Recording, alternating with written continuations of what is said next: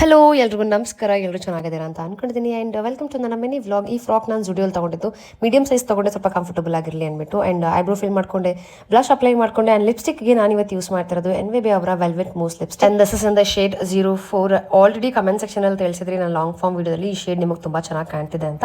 And this is infused with 5 essential oils, ಜೊತೆಗೆ super lightweight and super long lasting.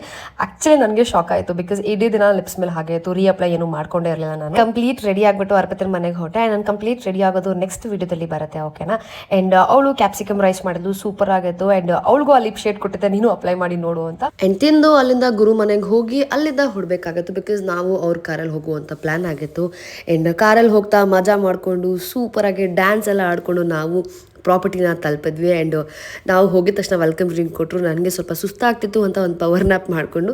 And ಸಂಜೆ snacks time ಅಂತ ಬಂದಾಗ ನಮಗೆ ಒಂದು ಬೋಂಡ ಕೊಟ್ಟಿದ್ರು, ಯಾಕೂ ಗೊತ್ತಿಲ್ಲ, ಸಿಕ್ಕಾಪಟ್ಟೆ ಉಪ್ಪಾಗ್ಬಿಟ್ಟಿತ್ತು ನನಗಂತೂ.